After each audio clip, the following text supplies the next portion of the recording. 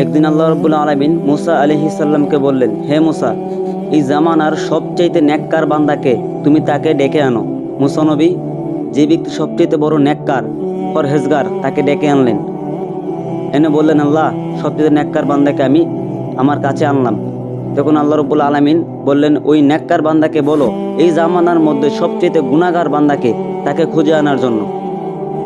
মুসা নবী নেককার বান্দাকে বললেন যে এই জামানার সবচেয়ে বড় গুনাহগার বান্দা যে, তুমি তাকে খুঁজে আনো।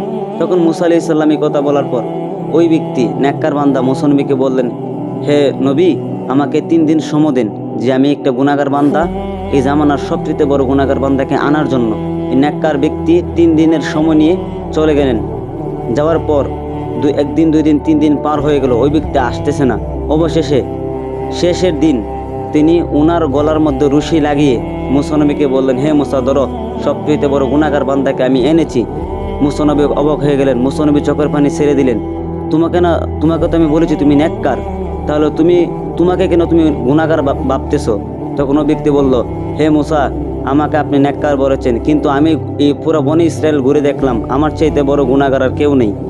আমি মানুষের গুনাহ দেখেছি, হয়তো এর চাইতে বেশিও আমল করেছে, কিন্তু আমি দেখলাম আমার চোখে আমার চাইতে বড় গুনাহগার আর কেউ নেই। তখন আল্লাহ পাক রব্বুল আলামিন মুসাকে বলল, মুসা, আমি এই বান্দাকেই ভালোবাসি, আমি এই বান্দাকেই পছন্দ করি।